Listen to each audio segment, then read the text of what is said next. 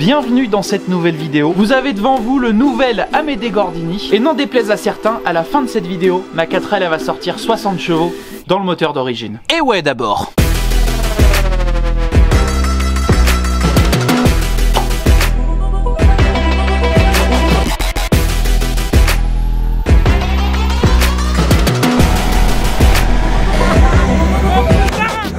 Avant toute chose, je vous invite à aller voir la vidéo précédente où on a déjà bien entamé la préparation du moteur de ma 4L. On s'est surtout attaqué à la culasse et elle est entièrement prête à être remontée sur le bloc moteur. Je vais quand même vous en donner un petit avant-goût pour que vous compreniez bien. On est donc sur une culasse 100% d'origine, mais, parce qu'il y a quand même un mais, les culbuteurs sont tous équilibrés. La rampe de culbuteur est baguée pour éviter qu'elle entre en résonance à haut régime. On a évidemment des bougies iridium, mais ça c'est un détail, ça sert à rien. Le plan de joint de culasse a été raboté de 1,5 mm. Histoire d'augmenter le taux de compression à plus de 11. Les soupapes ont été nettoyées, retravaillées également. Et là où il y a eu le plus de travail, c'est sur tous les conduits d'échappement et d'admission. Ils sont agrandis au maximum par rapport aux joints. Ils sont retravaillés intégralement jusqu'au fond, jusqu'au siège de soupape, avec à l'admission un effet balle de golf pour augmenter l'efficacité dans les hauts régimes. Voilà globalement ce qui a été fait sur la culasse. Ça m'a pris pas mal de temps déjà, mais c'est le gros de la préparation. Et cette culasse, on va donc pouvoir la remonter sur le bloc moteur de ma 4L, qui se trouve juste là-bas. Et ce bloc il est pas vierge, on l'a déjà travaillé et préparé. Le bas moteur a été intégralement allégé, poli et équilibré. Je vous invite à aller voir les autres vidéos de la série où j'en parle de tout ça. Et si aujourd'hui je fais cette deuxième partie de la préparation 60 chevaux sur ce moteur, c'est parce que toute la préparation je l'ai déjà testée dans la 4L prototype que j'ai préparé l'an dernier.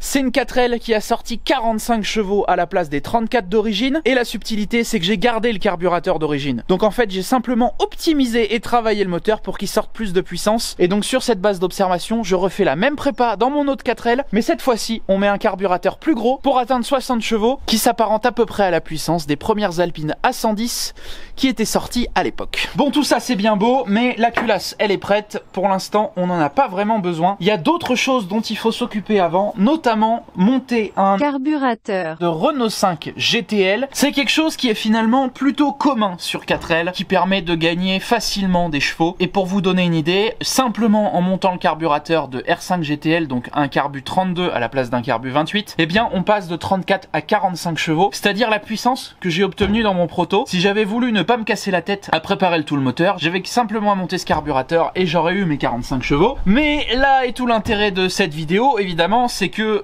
si je fais la même préparation que ce que j'ai déjà essayé, qui a sorti 45 chevaux par rapport à un moteur d'origine, eh bien là maintenant, avec ce gros carbu, on peut espérer avoir 60 chevaux. Je parie pour ma part sur 57. Mais si vous voulez plus d'infos, je rentre vraiment dans les détails dans la précédente vidéo où on prépare toute la culasse en détail. J'avais déjà survolé ça dans la préparation du proto, mais là dans la vidéo précédente c'est vraiment hyper détaillé et je vous explique exactement comment faire ça chez vous. Voilà, donc pour monter ce carburateur sur sa 4L, il suffit d'avoir le carburateur, le cache-culbuteur, parce que les systèmes de tirette du carburateur sont pas tout à fait les mêmes. En l'occurrence sur le carbu de la R5, il faut les renvois de biellettes qui viennent s'installer sur le cache-culbuteur et qui sont pas présents sur le cache-culbuteur de 4L d'origine. Et il va falloir en plus de ça le collecteur d'échappement, tout simplement parce que c'est des collecteurs fonte qui sont coulés et l'embase ici entre les deux carbus ne sont pas les mêmes. Donc c'est important d'avoir tout ça. Il y a des kits d'adaptation qui existent, mais ce qu'il faut voir c'est qu'il peut y avoir une petite restriction puisque le carburateur est un peu plus gros. Le collecteur est légèrement différent, mais bon, on va pas chipoter. Ça reste un collecteur râteau, hein, très basique, qui normalement fonctionne, mais c'est pas vraiment optimal. Et pour parfaire tout ça, j'ai dégoté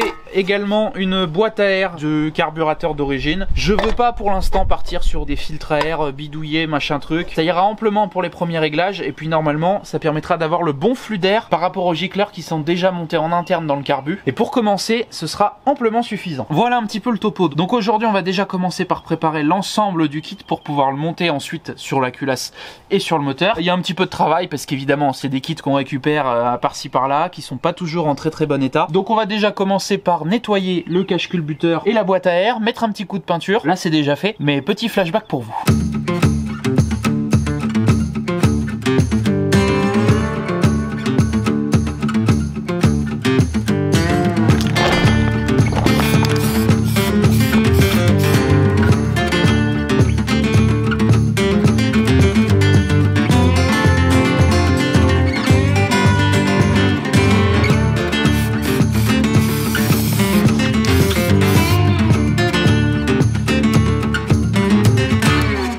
voilà déjà pour ça. Ça fera amplement l'affaire pour commencer. Et d'ailleurs, la peinture a fait un rendu très bizarre. Mais bon, déjà c'est propre et ça ira nickel. Bon, il va être temps de nettoyer et de remettre en état ce Carbu Zenith 32 IF7 monté initialement sur une R5 GTL. C'est pas très compliqué de mémoire. J'en ai déjà refait un sur le trafic. Je vous invite d'ailleurs à aller voir la vidéo si elle vous intéresse. J'ai rapidement remis le carbu en état sans plus entrer dans les détails que ça. Et là pareil, l'idée c'est de le remettre en forme, de regarder si tout fonctionne bien, de regraisser tous les axes et de dérouiller toutes les vis et puis de nettoyer toutes les buses à l'intérieur pour être sûr qu'il fonctionne impeccable une fois qu'on va le remonter dans la 4L. Déjà ce qui est pas mal, c'est qu'on voit au corps du carbu qu'il a pas l'air trop usé, il a pas l'air d'avoir tant de kilomètres que ça, il a été bien stocké a priori, déjà c'est pas mal. Donc c'est une bonne base à mon avis. On va déjà pouvoir défaire le support de filtre.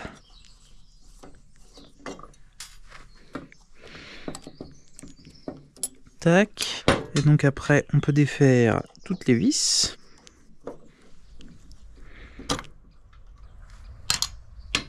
Tout a l'air en très bon état, hein. Même le joint est récupérable, ce qui est assez rare, donc ça veut dire qu'il a peu servi et il était bien stocké. Après voilà, moi ce qui m'intéresse, c'est de connaître la taille des gicleurs qui sont montés, pour pouvoir en trouver d'autres, pour pouvoir ensuite faire un réglage aux petits oignons au banc de puissance. Encore faut-il trouver où sont montés les gicleurs. Il y en a un là. Où est-ce qu'il y a d'autres gicleurs? Je ne sais pas. Là, au fond de la cuve.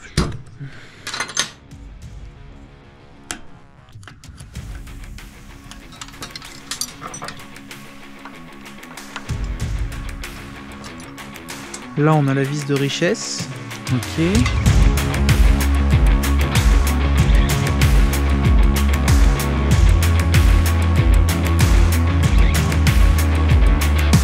Pendant que le carbu est en train d'être nettoyé à l'ultrason, je vais remonter le collecteur d'échappement sur la culasse. Ce sera bien plus facile de le faire tant que c'est démonté. Alors, on prend la culasse.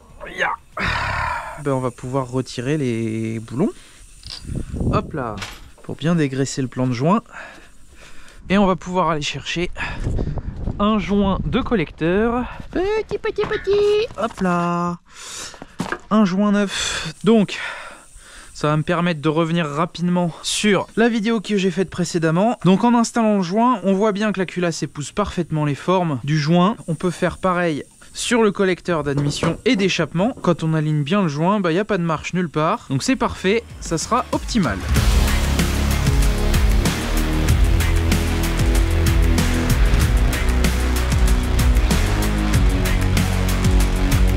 On met le joint, nickel. Et on met le collecteur d'admission et d'échappement plug and play. J'ai nettoyé également la tôle par chaleur qui vient se mettre sous le collecteur.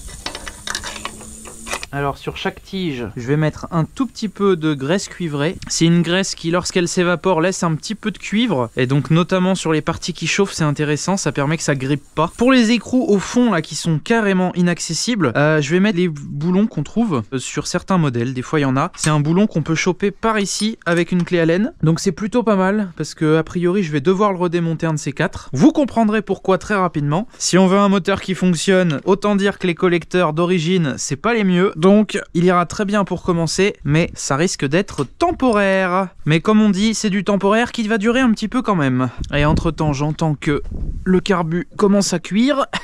Parce que c'est un appareil à ultrasons qui fait chauffer l'eau en même temps. Donc c'est pas mal du tout pour nettoyer les pièces correctement. Ouais, ça commence à être propre, hein. Il va ressortir tout neuf. Ça, on va le laisser encore un peu. Il y a encore un peu de misère à nettoyer. Et on va lui remettre un cycle. Et c'est parti.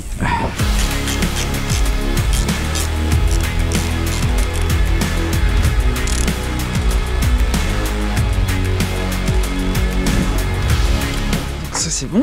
On va pouvoir remonter le carburateur aussi. Ça va pas bouger. Ça, c'est pas mal. Ok. Pas mal non plus. Et donc maintenant, je peux mettre tout ce qui est petites pièces, tout ce qui est gicleur, tout ça. Ça va pas faire de mal.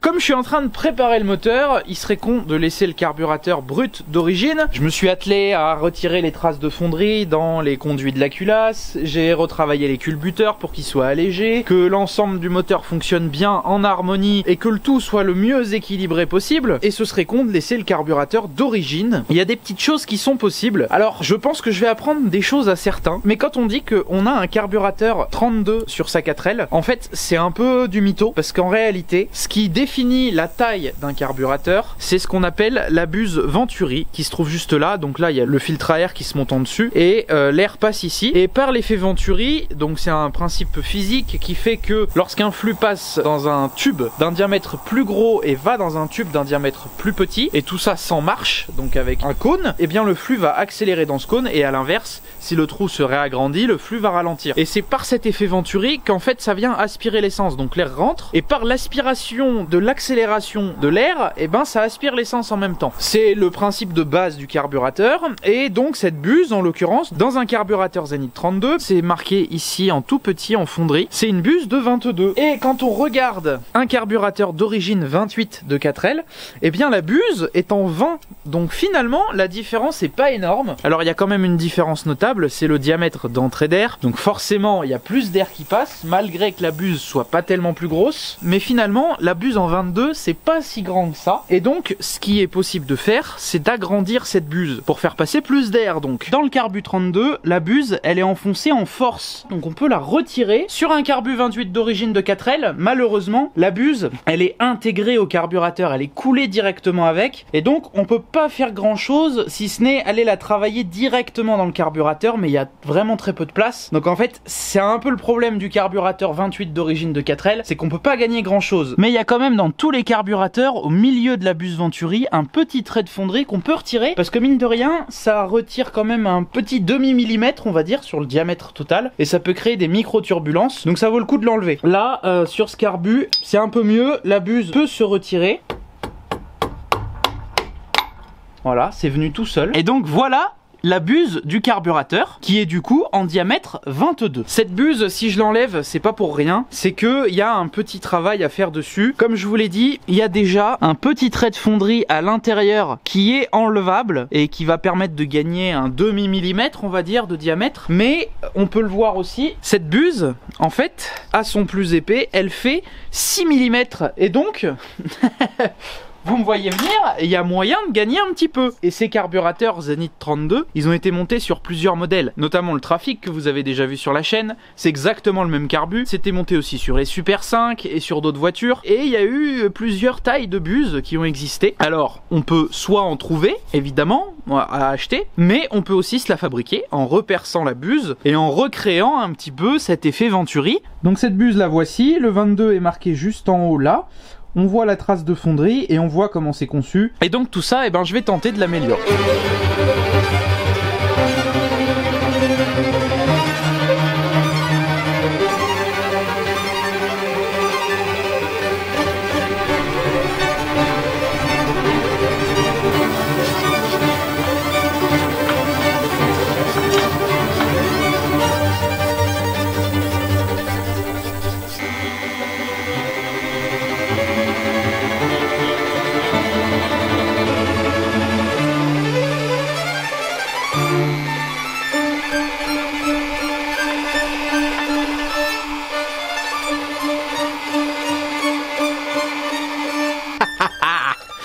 La voici. J'ai évidemment retiré les traces de fonderie à l'intérieur. Je l'ai légèrement agrandi parce qu'en fait les deux traces de fonderie là où il y avait la vraie marque de l'assemblage des deux moules, et ben c'était légèrement en pointe. Ce qui fait que avant on était à 21,5 mm de diamètre et maintenant on est à 22,5 mm. Je veux pas aller plus loin que ça parce que agrandir la buse ça veut aussi dire augmenter la consommation. Les carbus de Renault 5 GTL en Zenith 32 comme ça sont réputés pour ne pas trop consommer, pour sortir plus de puissance que le carbu 28. Donc je veux pas non plus tout niquer et consommer comme un âne, l'idée c'est pas ça, mais avec cette buse je crois qu'on devrait avoir quelque chose de pas mal.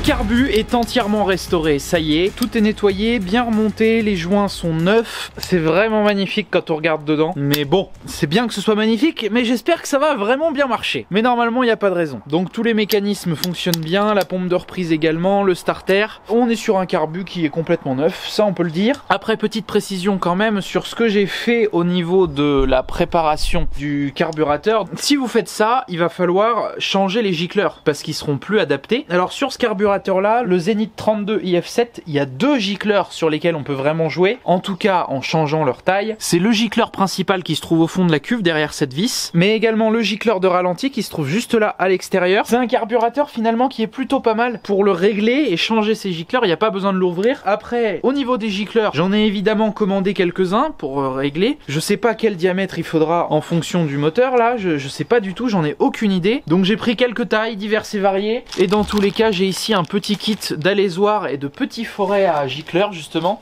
qui permettent de changer les tailles. Donc voilà, ça me permettra d'ajuster au banc et pourquoi pas à la sortie du banc commander les gicleurs finaux qui correspondront parfaitement au montage. Là j'ai remis ceux d'origine. Normalement pour démarrer ça devrait suffire, ça tournera bizarrement peut-être, mais avec le peu de modifications qu'on a fait sur le carbu, ça devrait démarrer. Voilà, donc maintenant on va pouvoir remonter le moteur complet, reposer la culasse dessus, et puis voilà, allez, c'est parti.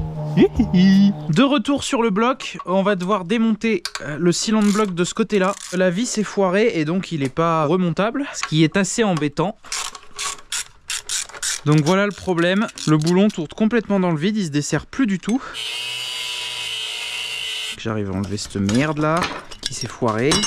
Là. Je pensais que c'était l'écrou, mais en fait c'est la tige filetée qui s'est mangée. Comme quoi c'est de la bonne qualité ces merdes. Hein. Putain. Truc tout neuf. Bon bah y a plus qu'à aller en chercher un neuf. Normalement j'en ai un neuf. Alors, engine mounting, ça serait le bon ça? Putain c'est pas le bon. Qu'est-ce que c'est que ce bazar? Depuis quand il y a un boulon intégré? Bon, est-ce que c'est le même? Bien sûr que c'est le même. Ouais, c'est le même. Mais sauf que je vois pas pourquoi il y a une vis là, ici. Il n'y a pas besoin de ça là.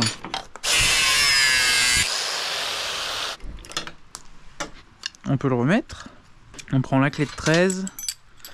Et on va remonter le support moteur.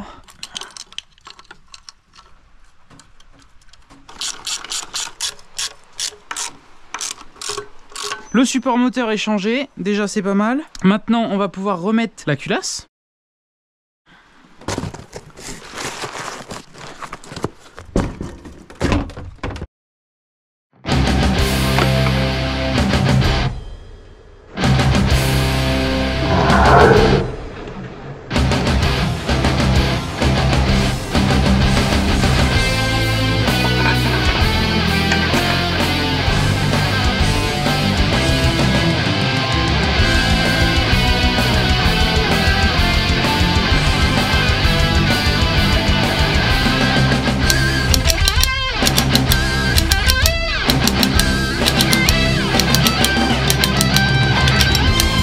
J'ai serré la culasse un tout petit peu plus fort, j'ai mis 75 Nm à la place de 60 Nm. Ça compensera un petit peu le taux de compression qu'on augmente. Et de toute façon, il faudra faire chauffer le moteur puis resserrer la culasse. Donc c'est très bien comme ça. Je vais pouvoir continuer le remontage. Je fais tout ça en timelapse, c'est pas vraiment très intéressant. Vous m'avez déjà vu le faire plusieurs fois dans les précédentes vidéos. Je vous mets une vidéo ici au hasard dans laquelle je remonte le moteur. Comme ça, si vous souhaitez voir, eh ben vous pouvez. Allez!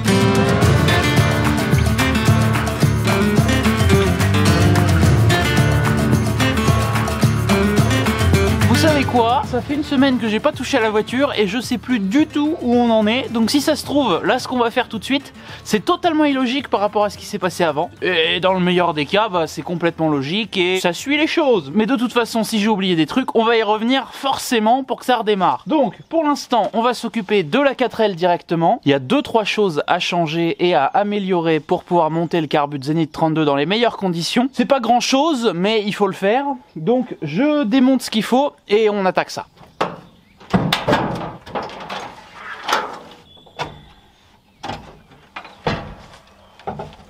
Bon, sur la 4L déjà, il va falloir changer le câble d'accélérateur parce qu'il va être trop court. Sur la R5, il fait une grande boucle pour revenir au carburateur. Et sur la 4L, il fait une petite boucle, donc il faut en mettre un plus long. Après, il va aussi falloir changer le câble de starter, et ça c'est le plus important, parce que le câble de starter va faire une grande boucle autour pour revenir dans ce sens-là. Celui de la 4L d'origine est beaucoup trop court. Et dernière chose à changer, c'est pas forcément obligatoire, mais c'est pas mal. Il faut changer la pédale d'accélérateur, parce que le bras de levier ici est trop petit, et donc lorsqu'on actionne la pédale, eh bien le carbu ne vient pas s'ouvrir en entier, et c'est un peu dommage quand on monte un carbu plus gros pour avoir un peu plus de puissance. Donc il va falloir changer tout ça.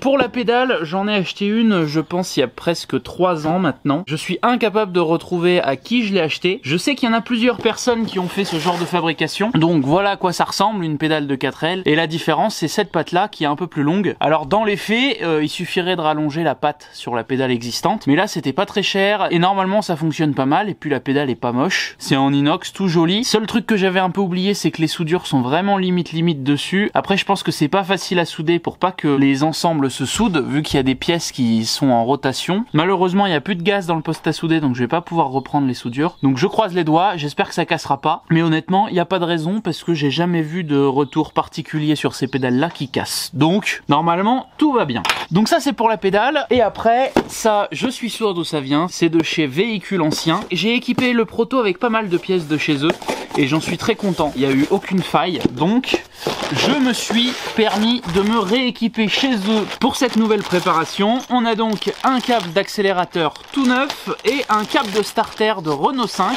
Je crois qu'il n'est pas vendu sous cette dénomination là, il est plutôt vendu sous câble de Billancourt long, mais de toute façon c'est indiqué sur le site que ce câble est aussi utilisé pour l'adaptation des gros carbus. Donc voilà tout ce qu'il y a à monter, on va pouvoir installer ça tout de suite, c'est pas bien compliqué normalement, et puis voilà. Allez!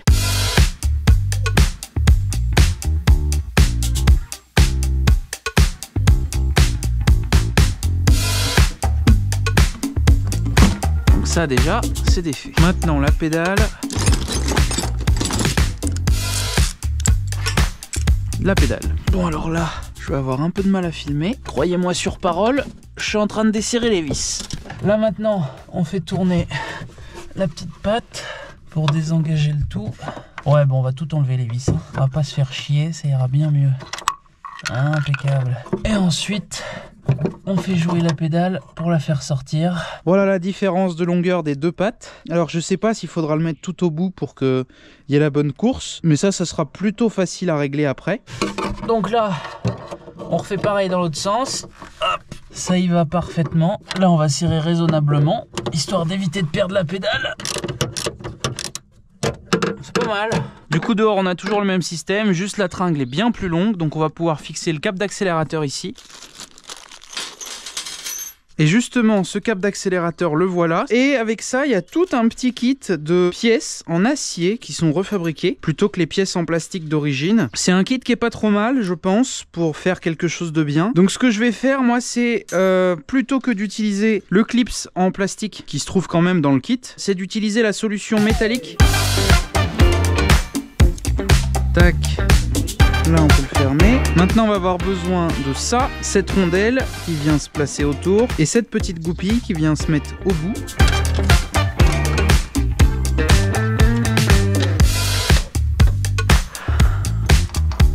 Là ça, on le passe autour de la tringle. On met la goupille, la rondelle et la goupille de blocage.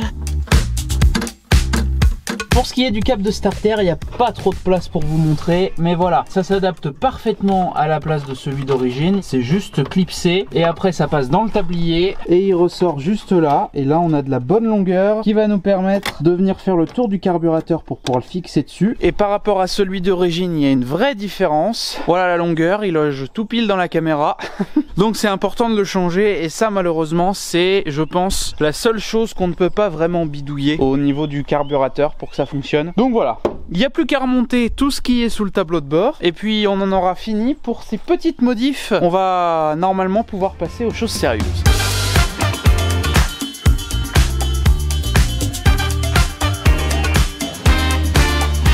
J'ai fini de changer tous les câbles et j'ai enchaîné directement en mettant la 4L sur le pont. Il est temps de passer aux choses sérieuses pour de vrai. Il y a le moteur qui est là, presque prêt à démarrer. Avant ça, il va quand même falloir le mettre dans la voiture et fignoler quelques détails. Je vais d'ailleurs commencer par refixer le support moteur qui va sur le châssis, que j'avais dû enlever au démontage parce que le filetage sur le support moteur était foiré. Et donc c'est parti, le remontage d'un moteur vous l'avez déjà vu plusieurs fois, donc on va surtout faire ça en timelapse, mais ne partez pas trop vite parce qu'on va revenir sur 2-3 détails importants avec le montage du Carbu 32. Donc c'est parti, assez de blabla, ce soir ce serait bien que ce soit tout prêt à démarrer.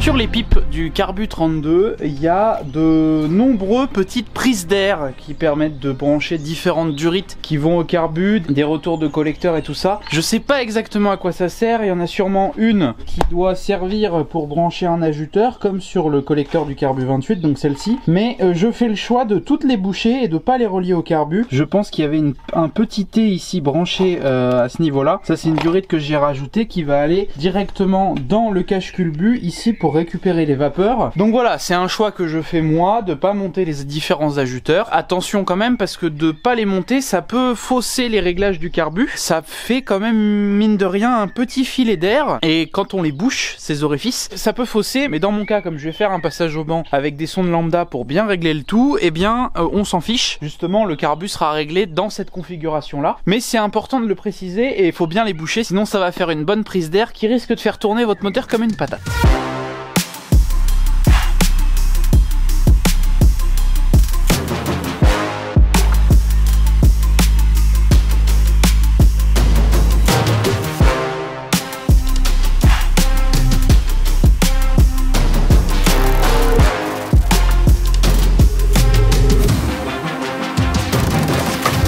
J'ai remonté pas mal de trucs sur le moteur. Je vais maintenant installer l'allumeur électronique 1, 2, 3 Ignition que Retrocar Concept m'a gracieusement passé. Je suis très content de travailler une nouvelle fois avec eux sur cette 4L. La 4L Proto est équipée de cette allumeur. Ça a été tout simplement une dinguerie sur toute la course. Le moteur, c'était une vraie horloge. Ça a permis de faire un réglage aux petits oignons au passage au banc, donc je suis vraiment content. Et donc je les ai de nouveau sollicités pour qu'ils m'accompagnent sur ce projet et c'est avec grand plaisir qu'ils ont accepté. Donc un grand merci à Retrocar Concept. Je vous laisse d'ailleurs en description tous les liens pour aller sur leur site, mais aussi pour trouver cette allumeur électronique. Retrocar Concept, ils font des pièces pour les 4L, donc vous trouverez de la pièce d'origine, mais aussi quelques pièces performance typées un peu raide, comme par exemple des radiateurs en aluminium avec des kits ventilateurs. Et ils travaillent sur énormément de pièces très sympas. Là dernièrement, ils viennent d'annoncer qu'ils étaient en train de refabriquer des consoles centrales d'autoradio des Renault 4 GTL Clan, qui sont devenues aujourd'hui introuvables. Et ben eux vont pouvoir les reproposer. J'ai eu l'occasion de voir le prototype terminé et honnêtement,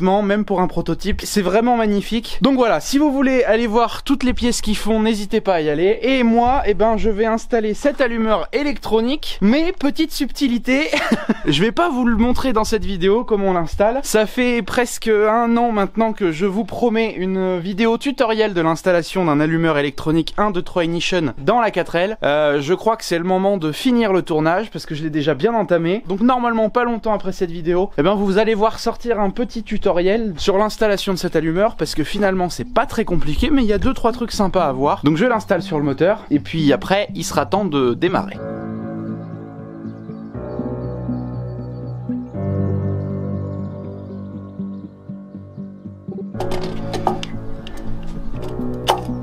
Ok, ça on est bon.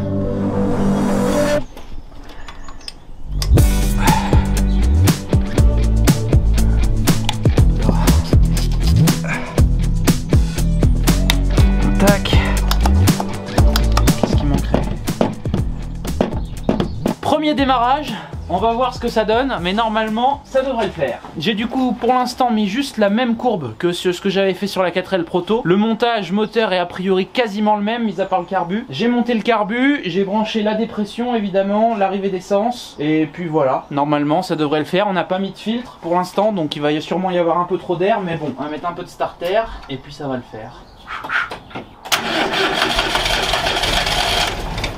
Faut peut-être enlever le starter.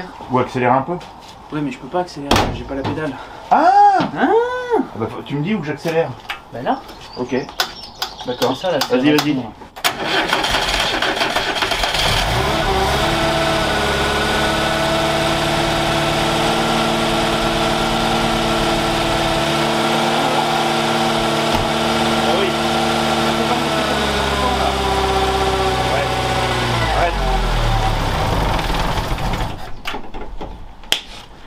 C'est mon chef. C'est bon? Putain, le bruit. Nickel. Il tourne bien, hein? Oh, c'est bon, c'est démarré. Il tourne carrément bien, il n'y a aucun à-coup. Tu le sens au doigt, il vibre pas. Non, non, c'est bon. Bon, le moteur a démarré, vous l'avez vu. Et je vais tout de suite brancher le câble de starter et le câble d'accélérateur au carburateur. Ça va permettre d'avoir quelque chose qui va bien fonctionner normalement. Et puis voilà. Donc c'est parti. Bon alors, ce carbu, il y a plusieurs choses à brancher dessus évidemment. On va déjà commencer par le câble de starter. Là on le fait passer là, comme ça.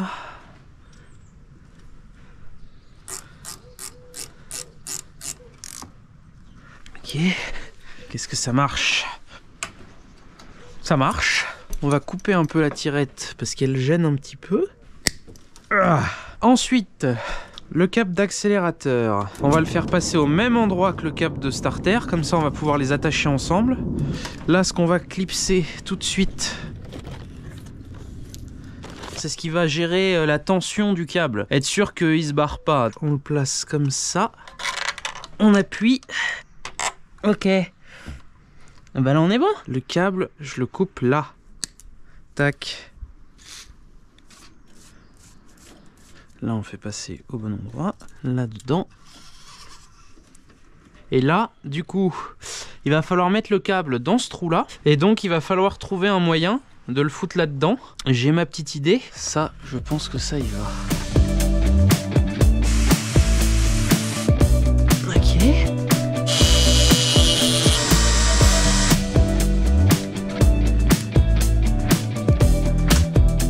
Ok. Impeccable. Et donc après, il va falloir que j'invente un truc avec ça.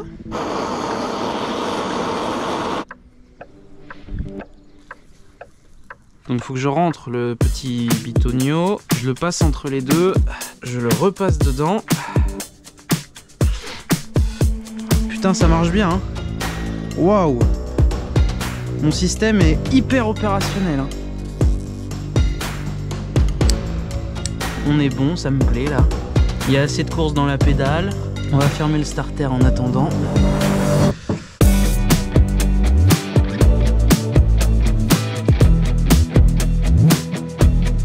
Ça y est, le carbu est entièrement installé, il n'y a plus qu'à remettre la boîte à air d'origine. Le petit système de tirette du câble, c'est pareil, ça devrait fonctionner, ça va pas s'user normalement. L'idée du petit tube emprisonné au niveau de la patte, eh ben c'est pas mal. Je sais pas comment c'est monté d'origine, j'avais pas tous les morceaux, mais dans tous les cas, ça fonctionne très bien là, et ça sera parfait pour commencer. Il n'y a pas de jeu dans la pédale. Alors pour vous faire un rapide point, du coup voilà, j'ai installé le ressort standard qu'on retrouve sur toutes les culasses. La seule différence, c'est que là c'est le modèle tout en acier de chez Véhicule Ancien, et après ça va dans la patte du carbu, ça fait une boucle, ça revient dans le petit morceau de domino qui permet de bien pincer les câbles, une petite gaine thermo pour éviter que le fil s'effiloche. J'ai pas ce qu'il faut pour sertir au bout, et là ça va pas se couper, normalement il n'y aura pas de problème. De toute façon je vérifierai. Là j'ai décalé un peu la dépression pour pas que ça vienne toucher le ressort, et puis la biellette fonctionne, ça ouvre bien le carbu en entier. La pédale qu'on a installée, ça fonctionne bien parce que on peut venir ouvrir en totalité le carburateur en accélérant à la pédale, et on n'est pas encore pied au plancher entre guillemets, donc ça c'est pas mal. Et maintenant, eh bien il n'y a plus qu'à finir de remonter tout le moteur pour que ce soit fiable et que ça fonctionne comme il faut. Donc bah là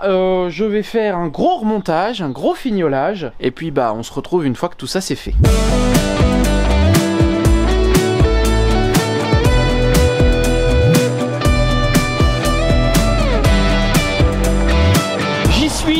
toute l'après-midi, j'ai remonté tout ce qu'il faut pour que ça redémarre. Ça tourne comme une horloge, c'est magnifique. J'essaye de faire des petits réglages sur le carbu parce que évidemment, comme on a agrandi la buse, les conduits, tout ça, il est pas tout à fait bien réglé. J'avais un gros trou à l'accélération, j'ai réussi à le diminuer un peu, mais je voudrais pas tout niquer sur le carburateur et mettre un gicleur trop gros. Donc pour l'instant, ça a l'air de marcher. J'ai pas un trou qui fait caler la voiture. Donc ce que je fais maintenant, c'est que je finis de remonter la voiture, les cardans, le capot, tout ça, histoire de pouvoir aller rouler. Et puis je vous donne un petit retour de tout ça. Allez, on continue.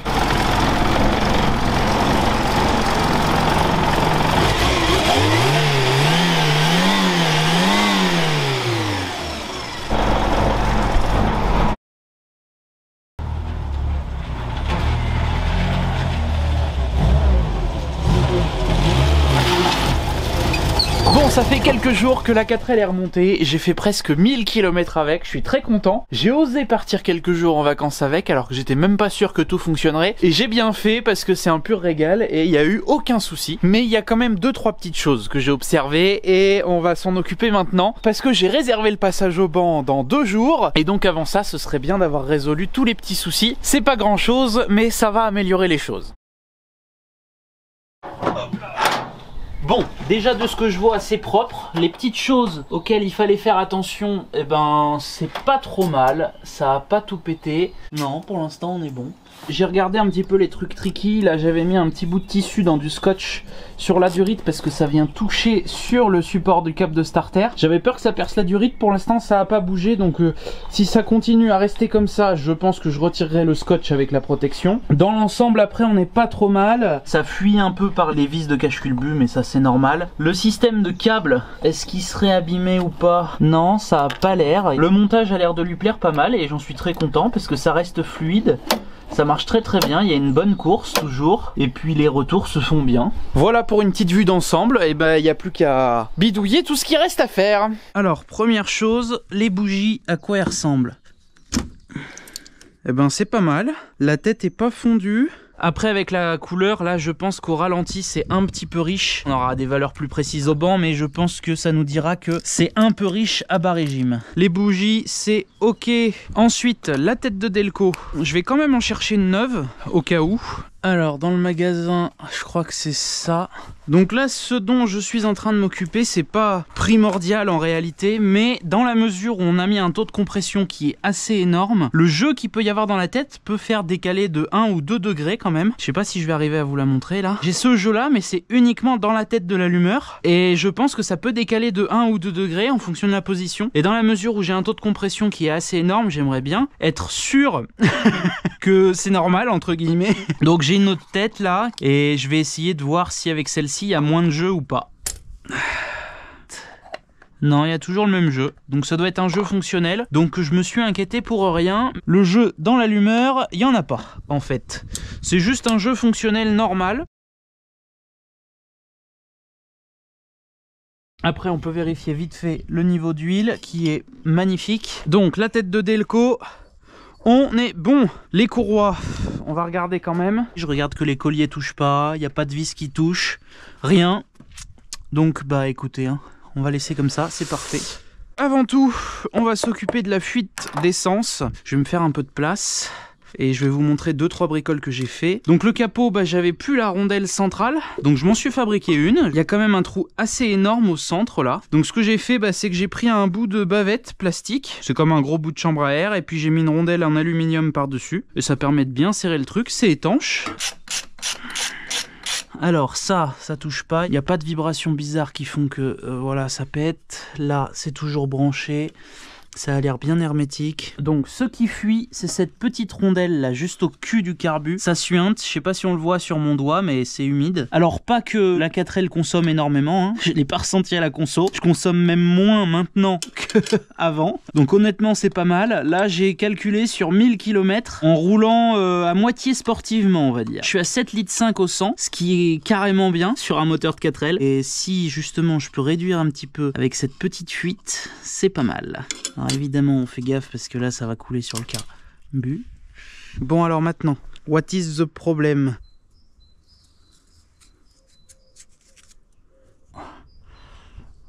Ce que j'en étais arrivé à un point où j'avais peur de foirer le filetage dans le carbu, tellement fallait que je serre fort pour que la rondelle ne fuit pas. La fuite d'essence, c'est tout bon. Après, le sticker, on récupère la belle boîte qui finit par avoir un peu des tâches avec la mécanique. Bon, ça c'est le vieil arbre à cam que j'ai rangé dedans, mais le voilà, ce petit autocollant magnifique. Donc on va le mettre dans la baie moteur, à l'emplacement où j'aime bien le placer par ailleurs. On récupère le sticker. Comme vous pouvez le voir, c'est un autocollant qui est inspiré des autocollants d'instruction qui étaient d'époque dans les baies moteurs.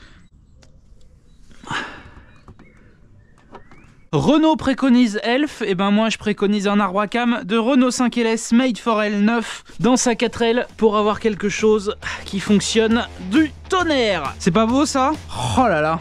Bon, et puis bah nettoyage du moteur c'est bon, stickers, il restera les pneus, mais ça pas la peine de vous filmer, vous savez faire.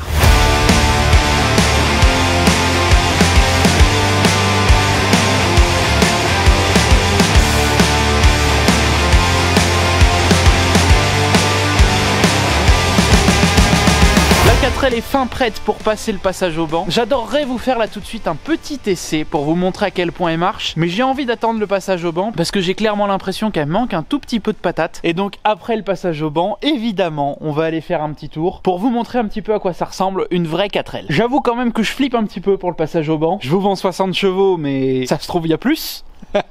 Enfin on verra.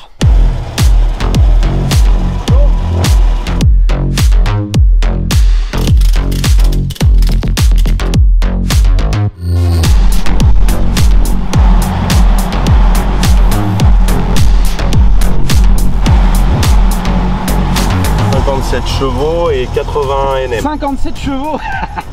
La courbe est pas si mal que ça. J'ai mis la courbe de la R5LS.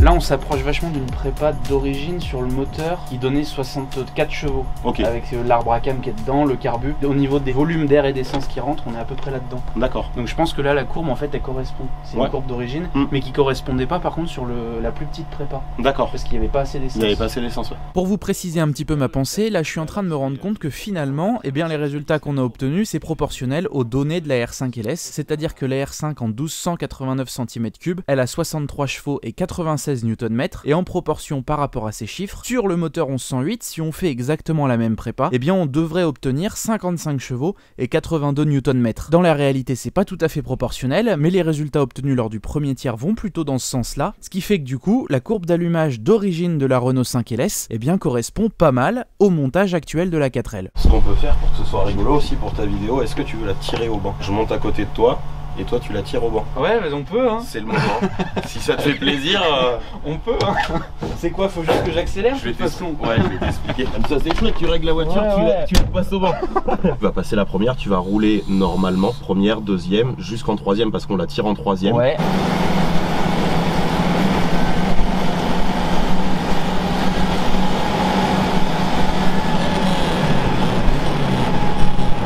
Là je vais changer un peu la fin du rupteur parce que sur la courbe à la fin il manque un peu, donc je vais lire la courbe qu'il y a dans l'allumeur. Là je l'édite et je peux mettre 6500 tours au rupteur et je la réécris dans l'allumeur et là c'est bon, j'avais le contact. Et pour réinitialiser le truc, on remet un coup de clé pour re-allumer l'allumeur et on est bon. Là c'est paramétré à 6500 tours. Deuxième tir 56 chevaux, 80 newtons. Oh, 81 même ouais, aussi. 81 ouais. Aussi. Pareil, après il n'y a pas de vraie différence. On a essayé de bidouiller la courbe mais...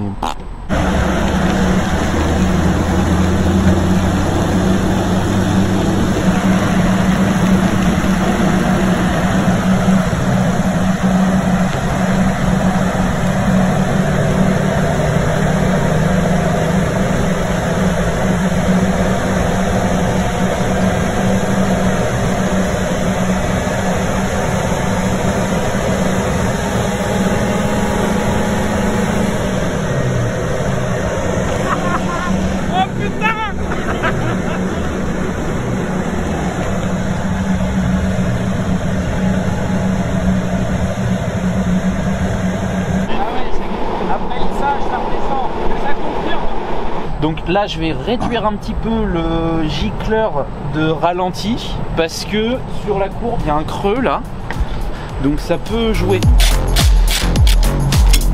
Hop. Je vais changer le gicleur, je peux pas le réduire comme ça, faut que j'en prenne un autre. Ça c'était celui d'origine mais que j'ai déjà repercé à 75. Là j'ai un gicleur neuf qui est plus petit mais qu'on va percer à 70 par exemple. On peut essayer moins et refaire après. Bah ouais, oui. On va essayer, j'ai dit quoi, 75? Donc on va faire 10 points de moins, ouais allez. Donc là je sors mon forêt en 65, qui est minuscule mais c'est normal.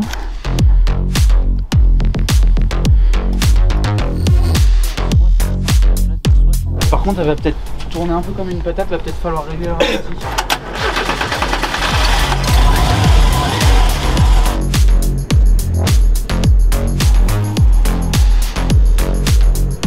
Donc là on a perdu un peu. J'ai l'impression que toute la courbe est un peu plus basse du coup. Ouais. Quelques petits coups de gaz pour gaver un peu les cylindres. Niveau bruit ça a l'air bien, hein, niveau sensation. Hein. Ouais. Pas mal hein. C'est pas mal. Après ouais.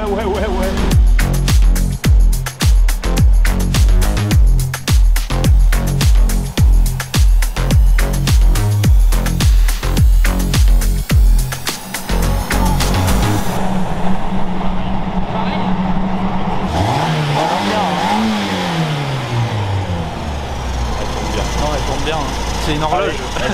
Donc là on est sur une courbe de R5 LS d'origine quasiment à quelque chose près. Juste je la fais aller un petit peu plus loin, donc à 6500 tours. Et là je suis en train de paramétrer une courbe pour la remettre comme c'était au premier tir, parce que c'est là où on a sorti le plus de puissance. Donc je change rien sur la courbe. 6500 ici. Save file, overwrite. Et on l'écrit. Paf. Là on est bon. 6ème tir. Ouais. Allez. L'ultime. J'ai du mal à la démarrer. Faut pomper un peu peut-être, ouais. Trop de starter je pense.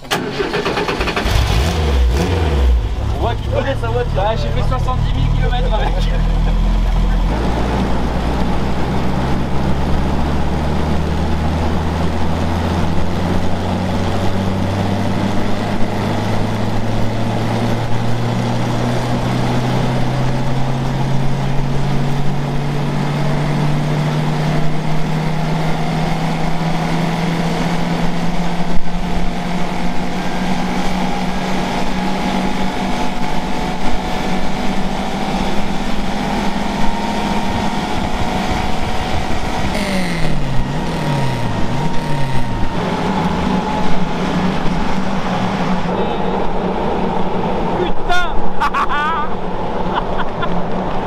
Putain 57 chevaux et demi.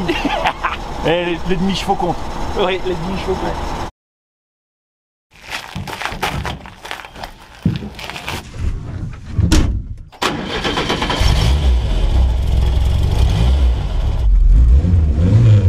Il me restera de toute façon quelques réglages à faire sur la 4L. Le ralenti est encore pas tout à fait parfait, mais pour rouler ça gêne en rien du tout. Là j'y vais tranquille, et ce que je peux déjà vous dire c'est qu'il y a 2-3 petits points qui je pense sont perfectibles, et justement on y reviendra un petit peu dans la conclusion de tout ça. On va analyser les chiffres qu'on a obtenus au banc. Ce que j'ai remarqué déjà c'est que aux alentours de 3000 tours il y a un léger cliquetis qui se fait au moteur, mais dans les faits c'est pas vraiment gênant, c'est pas un cliquetis qui fait chauffer le moteur. Et en regardant sur quelques forums, il s'avère que la Renault 5 GTL à l'époque, donc montée avec le carburateur qu'on a installé, produisait du cliquetis, notamment au moment de la reprise. Et en l'occurrence on a une configuration de Renault 5 GTL, et c'était encore plus le cas avec une boîte 5 vitesses longue comme j'ai installé dans mon cas. Donc je me fais pas trop de soucis. À haut régime il n'y a rien du tout. Au banc elle a pas chauffé, tous les réglages sont parfaits. Le cliquetis ne se ressent pas aussi sur la courbe, mais tout ça vous le verrez. Là pour l'instant on va profiter. Vous allez voir, elle carbure très très sec la 4L, mais vraiment attention.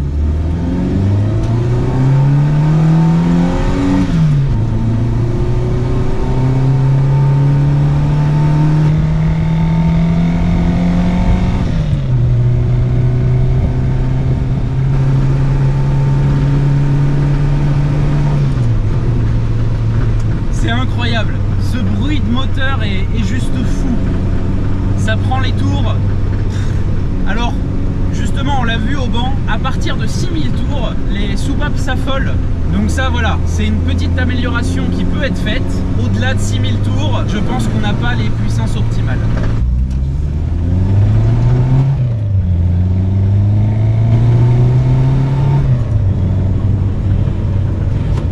Je fais attention parce que justement, c'est un des défauts que j'ai pu trouver du coup à cette préparation, c'est que le châssis global de la Renault 4 GTL d'origine est un peu limite, mais donc voilà, les améliorations qu'il y aura à faire à l'avenir, c'est du coup tout ce qui est châssis avant d'entamer la suite de la prépa sur le moteur. J'ai déjà trouvé des barres de torsion de Renault F6, donc qui sont connus pour être les plus raides entre guillemets.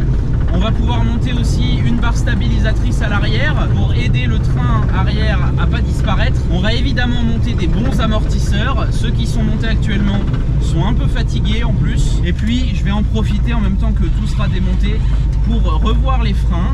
Et ça fera pas de mal parce que mine de rien, plus on va vite, plus il faut freiner fort. En fait c'est très bête, mais la préparation qui a été faite, c'est largement suffisant pour se rendre compte que la 4L, ça n'a pas été fait pour aller très très vite.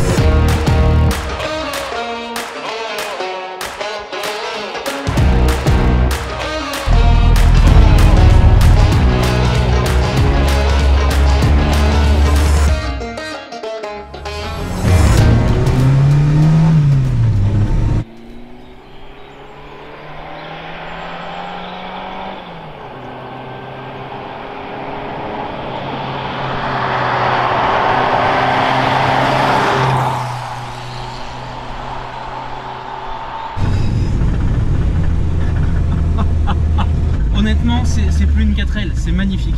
Le moteur, il a une vivacité et en même temps, c'est ce qu'on demande à un moteur de petite cylindrée. C'est pas très coupleux normalement.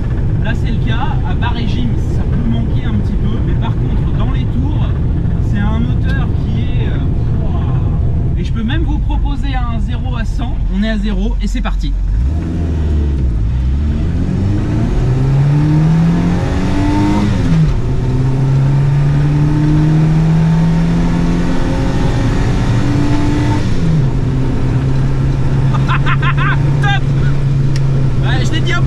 Mais oh là là, allez, retour à la maison, on va la laisser refroidir tranquillement et puis on va faire le petit compte rendu du passage au gant et puis de cette étape de la prépa et puis voir un peu ce qu'on peut faire par la suite pour avoir encore plus.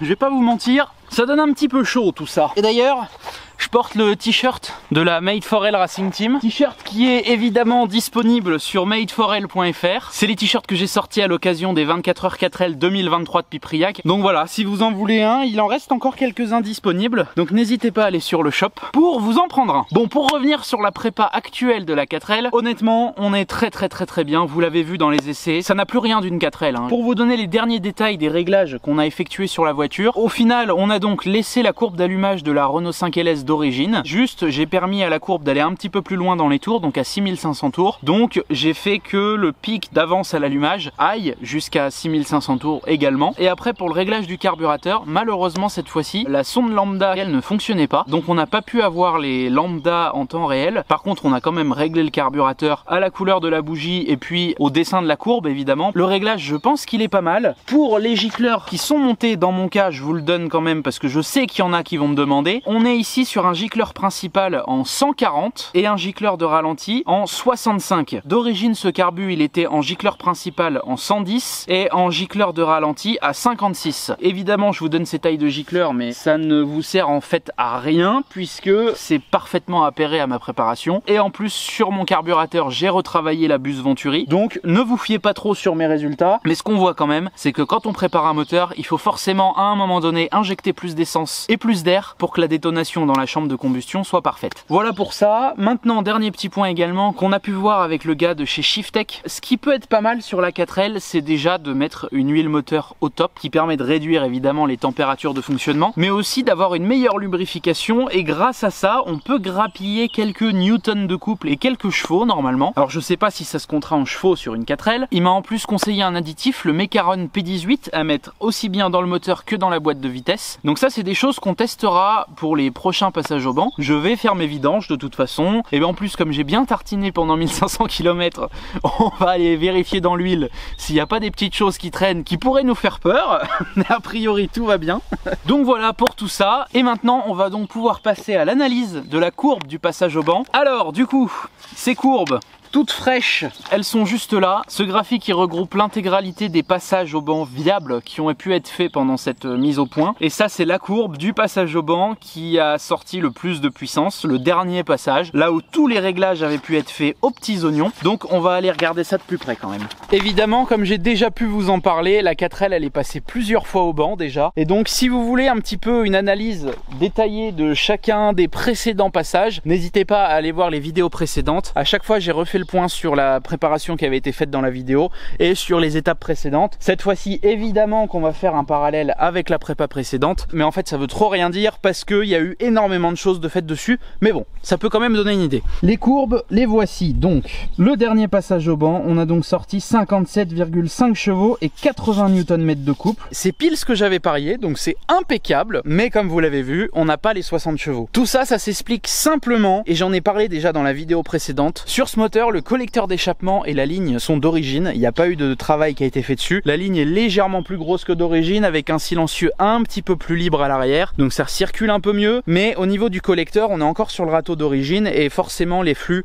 sont pas du tout idéales, mais tout ça évidemment qu'un jour ça changera. Donc il y a pas mal de choses intéressantes sur la courbe à voir. Ça c'est les courbes qui sont regroupées de tous les tirs qu'on a pu faire, et ce qu'on peut remarquer c'est qu'ici entre 3200 et 4200 il y a un pic de couple, et à la fin de ce pic de couple on a une chute de puissance, une marche. Ça c'est des choses qu'on a essayé de modifier évidemment au banc, en réglant le carburateur, en réglant l'allumage, en mettant un peu plus d'avance au niveau de la chute, en essayant d'en retirer, et ça n'a rien changé comme vous l'avez vu sur toutes les courbes. Il y a ce gain et cette perte. J'ai donc du coup appelé Pascal, le pilote de la Made for L Racing Team que vous avez déjà vu, qui a des bagnoles préparées qui sont monstrueuses, et la seule explication viable à ces petits détails c'est la préparation qui a été faite sur la culasse. Malheureusement on peut pas dire là tout de suite aujourd'hui si c'est un défaut de préparation ou si c'est un avantage de ma préparation, mais ce qui est sûr c'est que c'est le fait d'avoir travaillé la culasse, d'avoir augmenté le taux de compression, d'avoir agrandi les conduits, d'avoir fait un effet balle de golf, ben ça donne cette courbe là. Mais il faudrait refaire une autre culasse en changeant quelques détails pour observer si on a toujours ce pic sur la courbe et cette chute, parce qu'en fait techniquement c'est assez étrange qu'il y ait un truc comme ça, on dirait qu'il y a presque un turbo à ce moment là. Alors après il y a aussi l'arbre à cam qui entre en jeu, c'est sa plage de performance on va dire, mais c'est des choses qui sont quand même assez étranges. Encore que le couple soit un peu plus important et rechute un petit peu après, bon pourquoi pas, mais c'est vraiment cette chute dans la puissance qui est assez impressionnante. Et pour vous donner un peu plus de précision quand même, ça pourrait être un volume de chambre et de conduit qui fait qu'à un certain régime ça entre en résonance et ça fonctionne très très bien. C'est l'accord parfait du moteur, le mélange des flux est parfait, le rapport essence-air est impeccable, et après ça rechute, et comme je vous l'ai dit il y a énormément de possibilités. Il y a également le fait que les chambres ne sont pas hémisphériques sur la culasse, et donc bah, tout ça mis bout à bout ça donne cette courbe là, mais il y a des incertitudes sur pourquoi elle est exactement comme ça. Évidemment il y a des solutions pour tester tout ça. Comme je vous l'ai dit, ce serait de refaire une autre culasse, mais de refaire une autre culasse en allant bien plus loin, c'est-à-dire en usinant, pourquoi pas, une culasse à la CNC 5 axes avec des volumes de conduits qui sont parfaitement identiques, des conduits qui sont symétriques, avec des volumes de chambres qui font parfaitement identiques. Pourquoi pas trafiquer la culasse et les chambres de combustion pour faire du faux hémisphérique, mais les soupapes toujours à plat du coup. Il y a pas mal de choses qui peuvent être testées pour voir si on peut améliorer tout ça, mais là ça sera vraiment une autre étape de la prépa. Pour l'instant ça fonctionne très bien et on va terminer la préparation à la mano avec un budget minimum, et puis après pourquoi pas sortir le portefeuille et préparer une culasse digne d'une prépa Formule 1. Donc voilà en gros pour cette prépa, on a que 57,5 chevaux. Alors après là où faut être vigilant quand même, c'est que là les chiffres que je vous donne c'est des puissances au moteur, et pour avoir la puissance à la roue il faut retirer entre 3 et 4 chevaux. Donc en gros on peut dire qu'on a bien 54 chevaux à la roue sur cette 4L, et cette puissance j'en suis très content honnêtement, parce qu'elle correspond à la puissance d'un moteur 1289 cm3 qui était monté sur les premières Renault 5 GTL. Et donc c'est une petite fierté parce que cette puissance elle sort d'un 1108. Oui, puis petit détail qui n'en est pas un, faut pas oublier qu'une 4L d'origine comme celle-là ça fait 34 chevaux. Aujourd'hui on en sort 54, donc au final ça fait quand même 60% de gain. C'est monumental, donc je suis très très loin d'être déçu par les résultats qu'on a obtenus aujourd'hui. Et évidemment dans le meilleur des mondes ça aurait été top d'avoir les 60 chevaux au moteur, mais en fait ça me rassure beaucoup quand quand même parce que ça veut dire que le collecteur 4 en 1 auto bleu qu'on a installé sur la 4L Proto, eh ben il est utile. C'était un peu ma crainte au début parce que à vide en testant avec la soufflette, il y avait parfois des contre-pressions qui remontaient dans les autres tuyaux et là a priori il fonctionne bien puisque sur le papier il nous permettrait de gagner encore 3 chevaux. Donc dans la globalité je suis content. Et donc cette 4L, oui elle marche fort mais pas si fort que ça, parce que l'objectif c'est toujours d'avoir 70 chevaux sur ce moteur, et donc il y a plusieurs choses qui restent à faire pour atteindre cette puissance. Déjà, la première chose qu'il faudra faire, c'est évidemment le collecteur et la ligne d'échappement pour avoir quelque chose de parfaitement accordé et qui fonctionne parfaitement en harmonie avec le moteur. Et donc ce que je vais faire, c'est réaliser un collecteur 4-2-1. Un collecteur 4 en 1, ça favorise plutôt la puissance à haut régime, et le 4-2-1, ça favorise plutôt un équilibre. On privilégie souvent le 4 en 1 parce que c'est plus facile d'en faire un, il y a besoin de moins de place, et le 4-2-1 est plus volumineux et plus complexe à réaliser. Mais l'avantage du 4-2-1, c'est qu'on peut l'accorder sur 2 régimes différents sur le moteur. Donc déjà un régime de couple et puis un régime de puissance, d'où l'intérêt de faire des passages au banc comme ça qui permettent d'avoir le pic de puissance et puis le pic de couple, et comme ça on peut accorder parfaitement le collecteur à cette situation parce que les longueurs de tube sur un collecteur c'est pas du tout aléatoire, souvent pour des raisons de place. Déjà si les longueurs sont identiques c'est déjà pas mal, mais si en plus elles ont une longueur hyper précise, et ben ça peut être encore mieux. Donc j'ai envie de travailler là-dessus. C'est un collecteur, le 4-2-1, qui a existé à l'époque. Iresa en ont sorti quelques-uns au compte-gouttes. C'est des collecteurs qui sont évidemment introuvables. Si on en trouve, il manque des morceaux, ils sont pas complets. Donc j'ai déjà commandé 2-3 éléments pour pouvoir faire le prototype avant même de passer à acheter du tube et faire de la soudure. Il va falloir déjà bien se casser la tête pour loger le prototype dans la baie moteur. Mais bon, vous comprendrez tout ça au moment où je vous partagerai la vidéo. Voilà pour cette vidéo. Un grand merci de me suivre dans ces aventures. Vous êtes d'ailleurs de plus en plus nombreux, et notamment grâce à la vidéo précédente sur la préparation de cette 4L où j'ai travaillé toute la culasse à la main. Je sais pas quoi vous dire, en fait ça fait des années que je travaille sur cette 4L simplement par passion. Donc voilà, un énorme merci à tous ceux qui nous ont rejoints ces dernières semaines. L'idée sur ma chaîne c'est de pas se prendre la tête, de faire des choses, de tester des choses, d'arrêter avec les préjugés et se faire ses propres expériences, évidemment toujours en se documentant et en écoutant un peu ce que peuvent dire les anciens, parce qu'à un moment donné on n'est pas con non plus, on va pas dépenser du temps et de l'argent dans des choses qui ont déjà été faites et qui sont débiles. Donc voilà un petit peu l'esprit de la chaîne. On travaille notamment sur cette 4L mais aussi la 4L Proto, vous allez d'ailleurs en entendre parler très bientôt, et puis il y a également un Renault Trafic. Jusqu'à présent on n'y a pas fait grand chose, mais il y a beaucoup de choses qui sont prévues, notamment un gros travail sur le moteur aussi. On va pas changer les bonnes habitudes, et donc voilà, je vous remercie tous des retours que vous avez fait sur la dernière vidéo, c'est incroyable, j'adore vous lire dans les commentaires.